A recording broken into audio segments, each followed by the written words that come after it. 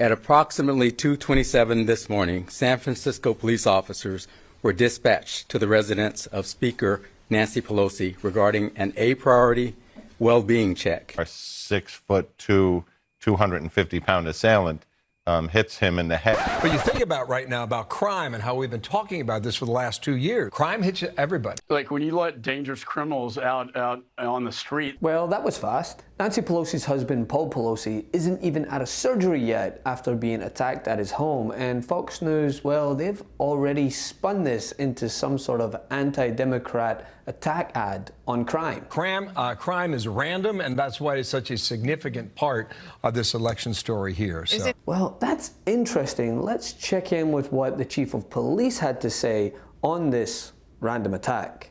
We also know, based on our investigation at this point, that this was not a random act. This was intentional.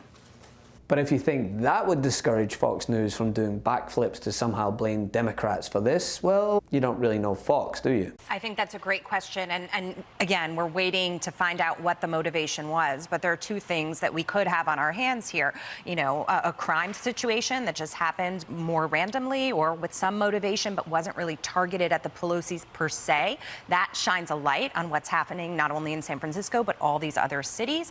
If we have a situation where this is politically motivated, you have to step back and say, why is our country so divided? President Biden, you got up to the podium and said you were going to bring us together.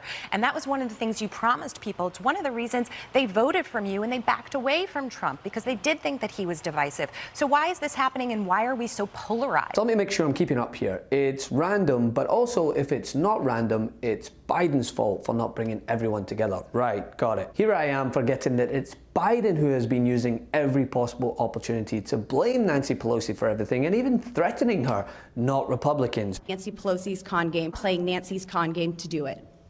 DC to play Nancy Pelosi's con game. It makes me terribly sad when Nancy Pelosi uses the thing. It meant more inflation, more borrowing from China, and Pelosi knows it. Pelosi's. I'll make just one promise to you. If we win the majority, which I know we're going to, you're all invited. If you come to this work, but more importantly, I want you to watch Nancy Pelosi hand me that gavel.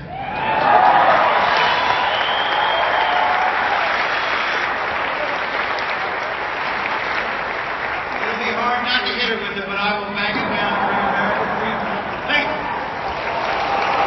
Anyway, it's probably time for Fox News to pivot to mental health, which I'm sure they will do very soon. May very well be in this case, given the things that this person was saying, are suffering from psychiatric conditions or from drug addiction, which is often related. But for those of us who want to discuss reality, of course this is their play. They'll do anything to deflect from their own role in inciting hatred and violence. I mean, is it just me, or does everyone seem to have forgotten the time that Marjorie Taylor Greene, the new face of the Republican Party, called for Nancy Pelosi to be tried for treason, citing the death sentence? No, really, I'm not joking. There's video.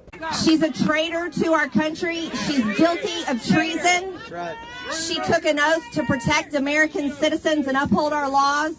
And she gives aid and comfort to our enemies who illegally invade our land. That's what treason is. Exactly. And by our law, representatives and senators can be kicked out and no longer serve in our government. And it's a crime punishable by death, is what treason is. Nancy Pelosi is guilty of treason, and we want her out of our government.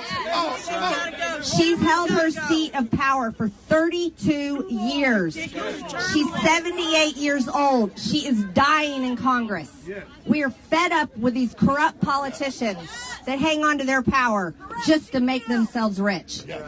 We can release that, but right now we don't. So we know he was struck at least one time, and that's what we know. We also know, based on our investigation at this point, that this was not a random act. This was intentional. And it's wrong. Our elected officials are here to do the business of their cities, their counties, their states, and this nation. Their families don't sign up for this to be harmed. And it is wrong.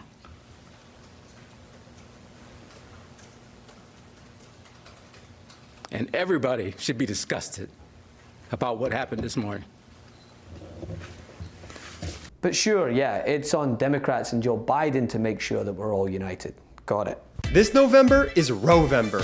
MeidasTouch just released its brand new collection of Rowvember t-shirts and pins to let the country know what's at stake this upcoming midterm election.